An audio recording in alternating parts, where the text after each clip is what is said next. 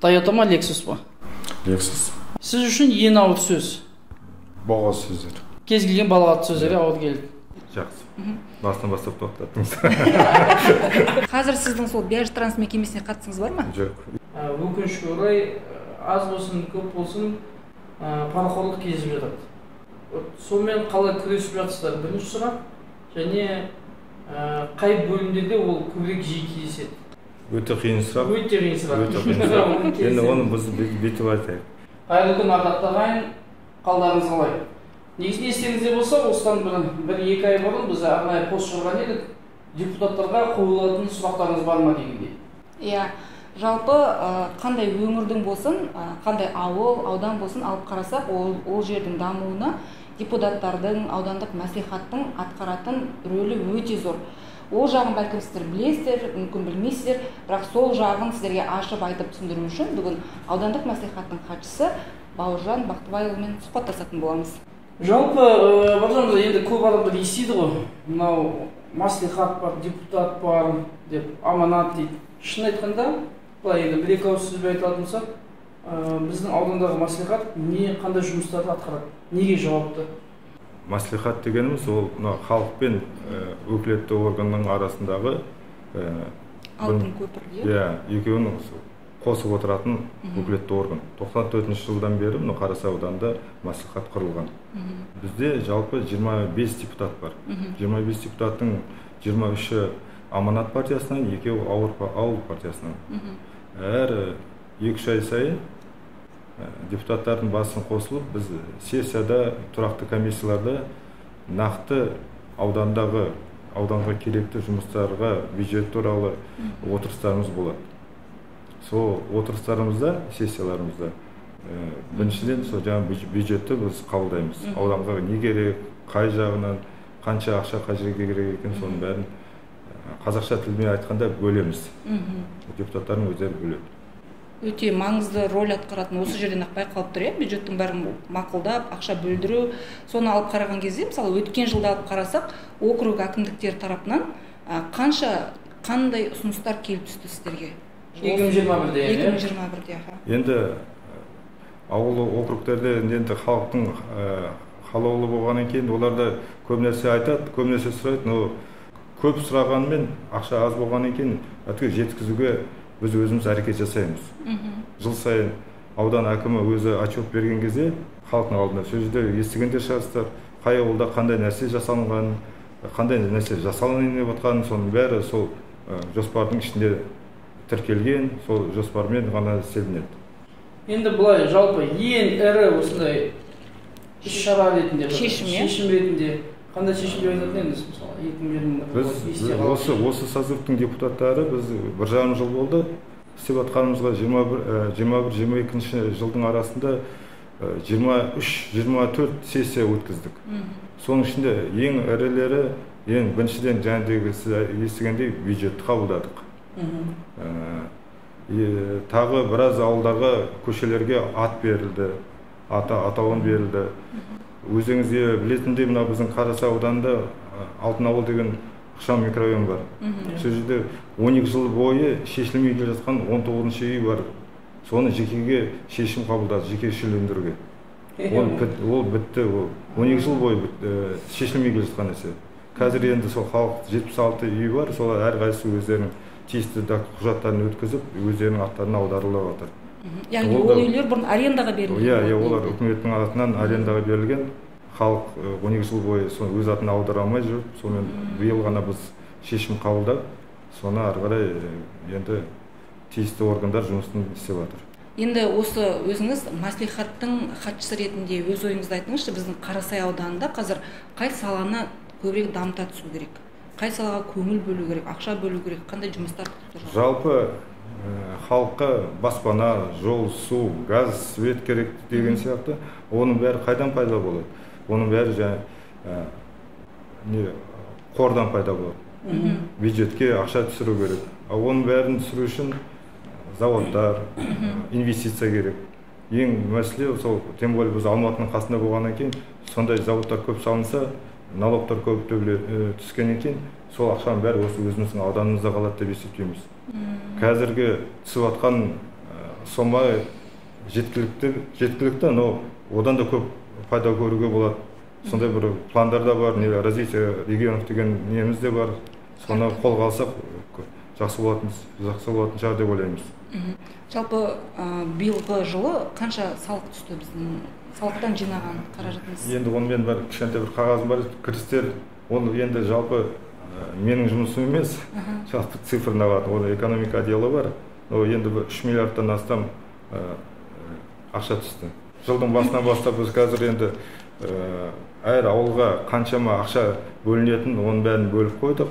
Қаншама жол жасалынатын, қаншама айлық алынатын, қандай мектептер қажет салынатын, оның бәрі осы жылдың ішінде жоспарға енгізіп қойдық. Негізінен мен бұл қоса келетін дүниелердің бірі, шын айту керек, депутаттарды сіздер сайладыңыздар. Яғни қай партияның басым болатындығын, қай партияда көп орын болатынын сізбен біз сайладық. Сол үшін негізгі мұң-мұқтажды біз әкімшіліктердің үстінен шағымдану үшін біз депутаттарға жеткізуіміз керек.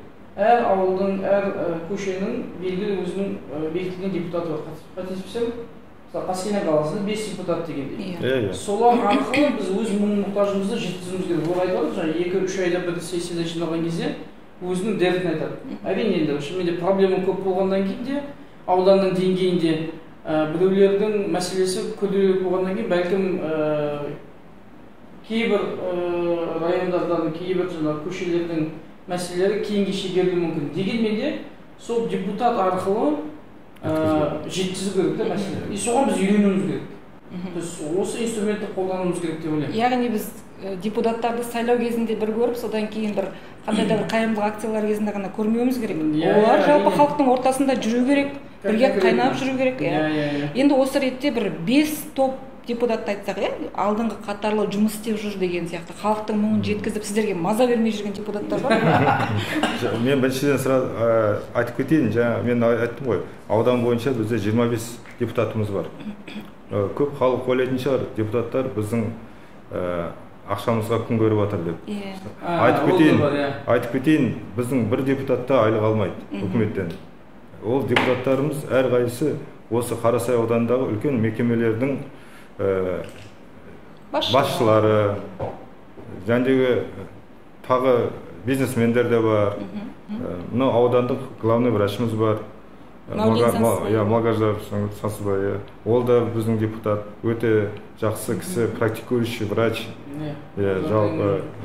Одан кейін бізде мына Алматы газ холдинг іскер компаниясының директоры Тен Василий деген кісі бар. Тағы кімді айтсам болады? Жастардан кімді айтасыз? Жастардан бізде біраз жастар бар. Ішінде көбісі спортпен айналысатын тренерлер бар. Абзал деген жігітіміз бар, Жұмабаев Абзал, Парасат арена спорт кешенінің басшысы. Журналистер де бар, ішінде өздеріңіз білетіндей, және нақты газетінің главный редакторы Атлана ханым бар, ол Ексазовтың депутаты. Оны айта берсем, бәрін де айта беруге болады. Жастардың арасында Балажанова Айжан деген қызымыз бар. Жастар ресурсы орталығының басшысы, өте жас қыз, ол да депутат болып отыр. Белсенді жұмыс істеп жатқан қандай округ әкімдерін айта аласыз? Енді тағы да мен айтып кетейін, енді мәслихат хатшы емес, енді осы Қарасай ауданының тұрғыны болғаннан кейін, сол әкімдердің бәрін тұрғындар халық сайлаған, сол халық есебінде мен де бір екеуін айтып жіберейін. Жақсы өсіп келе жатқан Елтай округінің әкімі бар, 1 Май округінің әкімі бар, Үшқоңыр Шамалған әкімі бар. Сол сияқты жігіттер жақсы көтеріліп жатыр. Халықпен жақсы жұмыс істейді. Енді бір сұрақ, жалпы Құдай қаласа, тағы да бір ескеретін дүние, қазір ауылдық округтегі және шағын қалалардағы әкімдікке кез келген адам сайланып алады. 2024-тен бастап аудан әкімдерінің сайлауы болады. Соған байланысты алдымыздағы жыл қандай ауылдарда қазір сайлау болады? Сайлау күтілуде осы жылы. Жаңа сіз айтқаныңыз дұрыс болып жатыр. Биыл ауыл округтері, келесі жыл аудан әкімдері, халық өздері тікелей сайлайтын болады. Күзге қарай Қаскелең қаласы, Шамалған, Жамбыл ауылдарында жаңа әкімдер сайлайды. Оны әр ауылдың адамдары дауыс беруге арқылы өз әкімдерін таңдай алады. Сондықтан әр халқымыз, осы ауданымыздың тұрғындарын сол сайлауға шақырамын алдын ала. Біз шақырамыз, бірақ бір жағынан осы 3 ауылға, енді осының алдында 2 өтіп кетті, осы 3 ауылға қатысты дайындалыңыздар, өздеріңіздің кандидаттарыңыз болса ұсыныңыздар, қызық болсын. Өйткені барлығымыз жаңа Қазақстан дейміз, сайлау құқығымыз бар дейміз, бірақ отырып алып сынай береміздер. Неге? Түбінде ешкім өзі бармайды сайлауға қатысуға да, немесе дауыс беруге де. Бір аптадан асты ғой, 2 апта болды десек те болады. Қарасай ауданының әкімінің орны бос. Енді ешкім де оған асығар емес, себебі жұмыс та көп сияқты әлі істелінбеген. Сіз қалай ойлайсыз? Жаңа келетін аудан әкіміне негізгі қандай алдында сұрақтар тұр? Шешілмеген проблемалар. Біздің аудан бойынша шешілмеген сұрақтар біраз бар. Ол жаңа айтқандай газ, су, свет, жол деген сияқты сол мәселелердің бәрі халыққа керек нәрселер, соның бәрін жақсы шешілсе деп ойлаймыз. Әкімге де байланысты ол да. Енді ең қиын сұрақтардың бірі, 3-4 жыл болды соңғы Алтын ауыл ықшам ауданы бар бізде. Сол жерде жиі проблем келді. Алдыңыздар ма, бұл не істедіңіздер болды? Неғып бияш транс не беріп бәрі?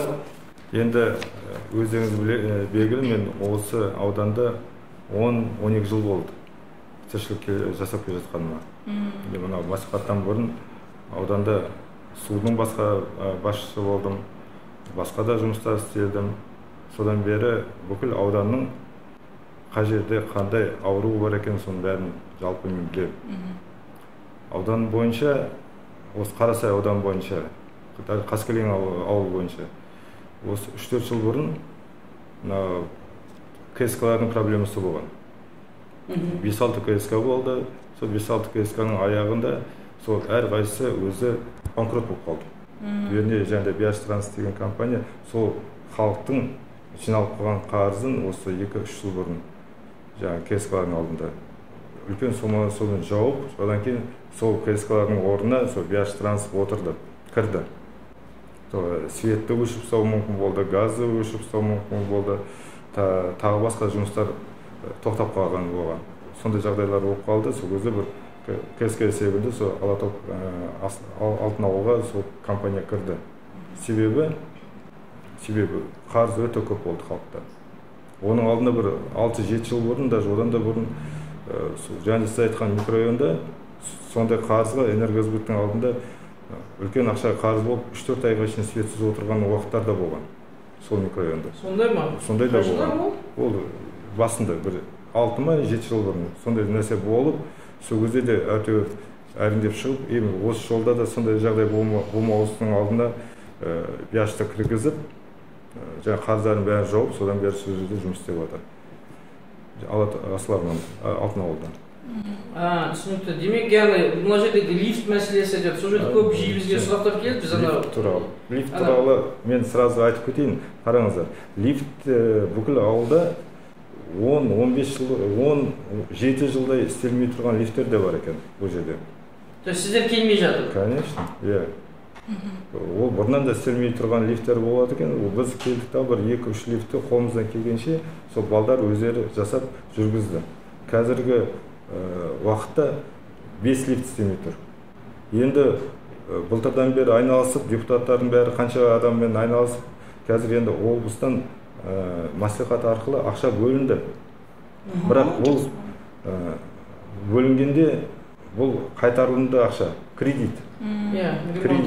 Кредит болады, жылдың аяғына шейін оны бітіреміз, бірақ сол халықпен қазір сөйлесіп, қалай сол ақшаны қайтарып, үкіметке қайтарып беретін сондай нәрселерді ойластырып жатырмыз. Түбінде халықтың жаңағы ай сайынғы беретін обслуживаниесінің бағасы өседі деп жатсыз ғой? Біздің есебіміз бойынша где-то 1,5-2 мың теңгеден болады. Өседі, белгілі бір уақыт. Соған енді қазір халықтар бәрі келсе, сол 4-5 үйдің ішінде жылдың аяғына шейін сол лифттер бітеді деп ойлаймыз. Уже қазір компаниялармен, нелермен сөйлесіп, уже 1-2 айдың ішінде белгілі болады. Ақша бөлініп тұр. Жалпы, сосын көбісі сұрайтын сол, істемейтін лифтке де ақша алады дейді. Ол қаншалықты болып жатқан? Қуаныш, қараңыз, істемейтін лифтке ақша алынады деген сөз, мәселе адам ақшаны Онда мен де зерттедім, қазір менің құқығымда маған қатысты емес, жалпы мен заңынан айтып берейін. Істейді ма, істемейді ма, адам лифтке төлеу керек. Ол жерде не стоит же вопрос, катается, не катается деген сияқты. Сол лифтер бар, әр үйдің өзінің лифтері бар. Ол лифт істемесе де, ол лифтер барып, сол лифтті тексеріп тұру керек. Ішіне біреу түсіп кетті ма, түсіп кеткен жоқ па. Соның жалақысы. Қазір сіздің сол Биотранс мекемесіне қатысыңыз бар ма? Жоқ, 2 жыл болды мен осы жаққа ауысқаннан кейін мен ондай бизнеспен қазір айналысып жатқан жоқ. Яғни менің ол жерде қатынасым, халық мені таниды. Басын бастағаннан кейін, содан кейін халық менен сұрайды. Мен білетін болғаннан кейін оның ақылымды, көмегімді істеуге әрекет жасауға тырысамын. Таусамал деген мекеме бар. Оған сіздің ресми қатысыңыз бар ма? И оған қатысты шағымдар келеді? Су мәселесі, су проблемасы ауданда өте үлкен проблема. Ол тек қана сіздің проблемаңыз, ол бүкіл осыған дейін келген әкімдердің проблемасы, одан кейін де келетін әкімдердің проблемасы. Жалпы әр ауылдың суын жасау үшін бірінші жасау керек. Инфраструктура жасау керек. Жалпы инфраструктура жасағаннан кейін барып, сол инфраструктура салынған мекемеге беріп, сол салынып болғаннан кейін барып содан сұрау керек қой. Қазір жаңа сіздер таусамал дейсіздер, таусамалы ол салмайды. Ол қолына берген дүниені обслуживать етеді. Енді қазір көп жаңағыдай айтып отырмын, жолда, суда, светте жетіспейді, себебі күннен күнге ауылдар үлкейіп жатыр. Күннен күнге. Жаңа массивтер пайда болып жатыр. Жаңа массивтер. Ол жерге суды, светті, жаңағыдай газды үкімет кіргізу керек. Одан кейін салып қойғаннан кейін жаңағыдай мекемелерге өткізу керек та, сол мекеме сол халыққа суды таратып беру керек. Бұл енді өте дұрыс болды деп ойлаймын, өйткені көп Бекболат десекте су таза емес, біз шығарып бергенде өзіміз шаршаймыз, шын айту керек. Бекболатты да айтып кетейін. Бекболат осы 3 жылдың ішінде 2 есе үлкейді. Былтыр біз жаңадан әкімшілік бюджеттен ескі ауылға су салғанымен соның қасын салып болам дегенше жаңа ауыл пайда болды ма? Жаңа ауыл пайда болды. Демек бұл жерде заңсыз үйлер, жерлер сатылмау керек деген сөз ғой енді. Үйлер емес, заңсыз жерлерді сатпас бұрын біраз ойлану керек па? Себебі акиматтың бюджетінде ақша қарастырылған ба? Сол жерге жолын, светін, хотя базы суын апарып бере алатындай инфраструктура. Егер жоқ болса, значит, ол жерде даму бермеу керек шығар. Соңғы 3-4 жылдың ішінде айтып кетейін, үкіметтен жер ешкімге берілген жоқ. Берілген жерлер бұрында берілгенде, олар қазір заңды бұзды деп айтуға да болады, но адам жерді сатып алған кезде үйді салардың алдында бірінші свет, су, газды бітіріп, су болғаннан кейін барып рұқсат берілу керек. Адам үйін салады да, одан кейін салып болғаннан кейін барып жаңағыдай мен айтқан дүние документтерін жасайды, керек нәрселерін уже үкіметтен сұрайды. Рұқсат берілмеу керек. Жалпы заңда сөйтіп жазылған. Нету инфраструктуры, нету дома деген сияқты. Бұлар үй салып алады, одан кейін жаңағыдай сіздерге, бізге деген сияқты жазады. Депутаттарға жазады, сіздер сияқты блогерлерге жазады. Акимат оған әрқайсының артынан үлгермей жатыр. Жалпы жұмыс істелініп жатыр. Үлкен план да бар. Групповой водовод деген үлкен план да бар. Но оған уақыт керек, қаражат керек. Еще ең жаманы ол жерде өзі салып басқа жерге сатып кетеді ғой. Сол бар ғой. Хабар жоқ, ертең су келеді, анау мына жақта мектеп салынып жатыр деп халық келеді. Қарайды, 1 жыл өтеді, 2 жыл өтеді, болмағаннан кейін не болып кетті, мынау деп шағымданады. Дұрыс айтасыз. Және жол мәселесінде неғып кетсек, қазір осы 4 жылдың ішінде 124 жол жасалыныпты аудан бойынша. 124 жол. Жасалма ол пайызбен шаққанда біз қазір аудан бойынша 35 қана, 36% ғана жасалды. Әлі 1000 шақырым жол жасалған жоқ. Это оны жасау үшін где-то 10-15 жыл уақыт керек. Халық күнде ертең уже жол сұрап жатыр. Сіздер қалай сол бюджетті распределять етесіздер? Әр ауылдың негізгі критерийі, енді қуаныш қараңыз, әр ауылдың 5 жылдық жоспары бар. Оны сіздер әр ауылға бар, өздеріңіз көре аласыздар. Сол мынау биыл қанша жол жасалады, қай жол салынады, келесі жыл қайсы, сонымен әр ауылдың өзінің 5 жылдық жоспары бар. Соған байланысты бізде алдын ала соған ақша дайындап отырамыз. Қазір көп жерлерде айтады ғой, мына бастық көшіп келді, сол жерге көше жасап жатыр деген сияқты. Ондай қазір жоқ. Қазір әр ауылдың өзінің ақсақалдардың алқасы бар, апаларымыз бар, ол жерде қоғамдық кеңес бар. Солармен ақылдасып, олар 5 жылға уже план жасап қойған. Жаңа айтып отырсыз ғой, әр елді мекеннің сұранысына қарай деп. Енді біздің Қарасай ауданының орталығы Қаскелең қаласында бір парк жоқ. Ол өте жаңа біздің халықтың күнделікті бізден сұрайтын, өте талап ететін дүниесі, иә. Осы жергілікті әкімдердің дұрыс сұраныс жасай алмай жатқанынан ба, жоқ мәслихаттың осы мәселені мақұлдай алмай жатқанынан ба, ақшаның жетіспеушілігінен бе, не себептен осы Қаскелеңде бір парк салынбай жатыр? Паркты салу үшін өте үлкен қаражат керек. Қаражатты енді жаңа сөздің басында айттым ғой, қаражат әртүрлі болады. Келген ақшаны ауданның депутаттары суға жұмсайды ма, жолға жұмсайды ма, паркке жұмсайды ма, ол да сұрақтардың біреуі. Қайсы қазіргі күнге қаттылау керек болып тұрады. Парктың мәселесіне келсек, 90 жылдыққа, және сіз айтып отырсыздар ғой, Биаш компаниясымен кезінде ақылдасып салып береді деген уәдесін алғанбыз. Но ойламаған жерден біраз іс-шаралар пайда болып қалып, және айтқандай кредит пайда болды, залогта тұр екен сол жерлер. Соң ковидте кішкене зияндығын карантин болып қалды. Соған байланысты 1-2 жылға созып, олармен әлі сөйлесіп жатыр. Паркты салып беретін уәделер әлі келісім бар. Парк ол өзі 2-3 адамға бөлінеді. Ортасындағы суымен, ағып жатқан суымен бетонный арығы ол шұқанға ирригацияға жатады. Олармен де сөйлесіп жатыр қазір, сол олар сол жердің бәрін тегістеп, дұрыстап, бетондап берсін деген сияқты әрекетін жасауға олар да уәделерін беріп жатыр. Жасалғасын сапалы болу керек дейсіз ғой енді.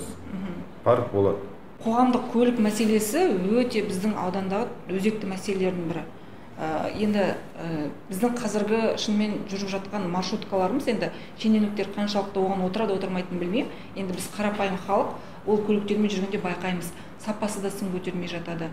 Кішкентай мынандай маршруткалардың өзіне қаншама адамдар мысалы тығылып отыруға мәжбүр, кешкісін қаладан қайту деген мәселе өте қиын. Сондықтан осы енді сіз аудандық мәслихат хатшысы ретінде, бәлкім сіздерге депутаттар осы мәселені жеткізбей жатса, әкімдер жеткізбей жатса, біз журналистер ретінде жеткізейік. Қоғамдық көлік мәселесін шешуге көмек сұраймыз осы аудандық мәслихаттан. Естідім.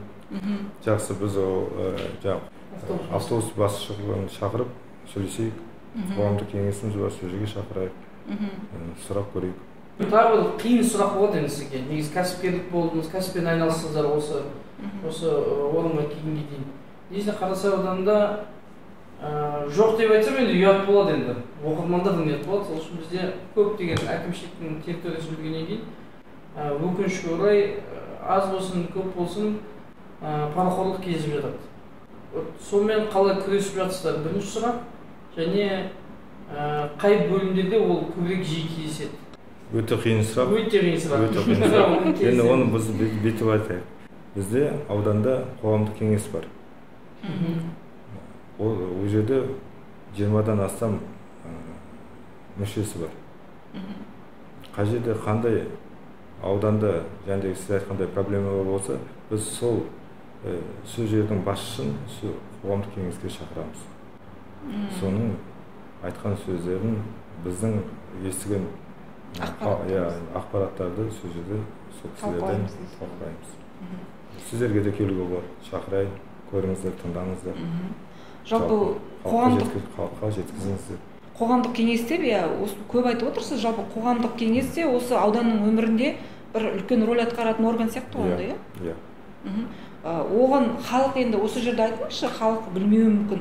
Жәнегі сіздер бізге көбінесе даже кейде ұрсып жатады бізге, неге жасамайсыңдар анау светіне. Қоғамдық кеңеске айтсаңыздар болады екен ғой, соның барлығын бізге ғана айта беріңіздер. Біз постың астында бір номерлерін қалдырамыз, қоғамдық кеңес деген. Қоғамдық кеңес деген өте қазіргі жаңа Қазақстанда жөні бөлек, жақсы практикаға көтерілетін халықтан шыққан адамдар ол жерде. өзіңіз де міне айтып қалдыңыз жаңа Қазақстан деп. Қазір жаңа Қазақстан термині жалпы қоғамда өте көп қолданылып жатыр. Сіздің ойыңызша, сіз жалпы өзіңіз жаңа Қазақстанды қалай елестетесіз? Және сенесіз бе жалпы осы жаңа Қазақстан? Жаңа Қазақстанға сенем, себебі көзімізді көріп жатыр, өзімізді байқап жатыр. Жалпы Қазақстанда мен қалай деп ойлайды дейсіз ба? Бәріміз бірдей боламыз деп ойлаймын. Бай кедей болмайды дейсіз ба? Бәріміз бірдей боламыз, бәрімізге бірдей үкіметте, халықта, адамда бәріміз бір-бірімізге бірдей қарайтын боламыз.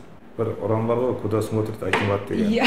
Ол өте менің ойымша ол дұрыс емес деп ойлаймын жалпы. Сіздер білмейсіздер, мынау акиматтар қарапайым өзіміз сияқты жігіттер, қыздар өте көп. Шын жұмыс істеп жатқан. Әр мынау цифрдың, әр жолдың, әр светтің артында экономисттер бар, бухгалтерлер бар, аттар шығып жатқан жоқ. Сіздер только әкімді ғана біліп жатсыздар. Артында қарапайым қаншама жұмысшылар бар, соны істеп жатқан. Соларға да сөз тиеді шын керек. Сахна артындағы негізгі батырларға да ауыр келеді дейсіз ғой. Жұмыс істеп жатырмын мен, бірақ акиматтағы дұрыс айтасыздар. Осы ретте енді Бауыржан Бақтыбайұлы сөзіміздің соңында өзіңіз жайлы қысқаша ақпарат айтып өтсеңіз, жалпы қай жақтың тумасысыз, еңбек жолыңызда қалай келе жатырсыз? Біздің естуімізше, енді біз неше түрлі ақпараттарды естіп жүретін адамдармыз ғой деп, біздің естуімізше сіздің әкеңіз шығармашылық адам болған. Сізге сол қасиет дарыды ма? Мүмкін кітап жазып жатқан шығарсыз. Сондай бір қандай жаңалықтарыңыз бар, сол жөнінде айтып өтсеңіз. Енді өзім туралы қысқаша айтып жіберейін. Жалпы біз көп семьядан шыққанбыз, бір семьяның үлкені боламын мен. Жаңа өзіңіз айтқандай, әкем журналистикамен айналысады, кітап жазады. Мен өзім оған уақытым жоқ, шын керек. Бірақ әкемнің кітаптарын оқып отырамын. 40-тан астам кітабы бар. Мына бір-екеуі мына өзіме әкеп кітап қойдым, мына тұр. Соңғы 4 кітабының біреуі. Осы кітапта жазады. Енді кейін үлкейгеннен кейін жазатын шығармыз, бос уақытымыз көбейген кезде. Жалпы сол өзім көп балалы ата-анамын. Ал ардақты ағайын, негізінде бүгін өте ауқымды сұхбат болды. 1 сағаттан астам біз қазір отырдық, енді бәлкім сіздерге кесіліп өте ең маңызды сәттерін ғана көрсеттік. Шынымен де мен ойымша бұндай сұхбаттарды жиі жасау керек деп ойлаймын. Ең азынан біз енді халықпен жиі қарым-қатынас жасап жүргеннен кейін біріншіден өзіміз түсіне бастаймыз. Шынымен де осындай жұмыстар бар екен ғой. Сахна артындағы батырлар бар екен ғой. Акиматта істеп жатқан болсын. Жаңа партия өкілдерінде өзінің басқа бір жауапкершіліктері, ауыртпашылықтары бар екен дегендей. Бірақ дегенмен де біздің сұрақтарымыз арқасында бұл кісілер енді ол өзіне бір жазып алатын шығар. Шынымен де мынау сұрақтар деген интервьюға дейін алып келген болса, демек бұл өте маңызды сұрақтар деген. То есть біздің тарапымыздан, оқырмандардың тарапынан сіздер жылдар бойы бізге қойып жүрген сұрақтардың бәрін біз жинап, осылай жеткізіп отырамыз. Шынымен де көп рахмет, алғысымыз шексіз. Сіздерге сапалы жұмыс жасауды нәсіп етсін Аллах, ұятты қалдырмасын, самое главное. И барлық аудандағы болатын жаңа жоспарларымыз жүзеге аса берсін деп ойлаймын. И слышащий государство дейді, тыңдайтын мемлекет болсын бізде. Қаншалықты ресми мекеме болса да осындай бір дүниелерді қойсаңыздар, ең азынан адамдар өзінің ашуын басып, реально конструктивті бір диалогқа көшуге көмегін береді деп ойлаймын. Енді кішігірім блиц сұрақтарымызға келейік. Ең ерлер қауымын қатты мазалайтын сұрақтардың бірі ол Toyota ма, Lexus па? Lexus. Жалпы соңғы оқыған кітабыңыз? Абай жолы. Абай жолы. Сіз үшін ең ауыр сөз? Балға сөздер. Кез келген балағат сөздері ауыр келді.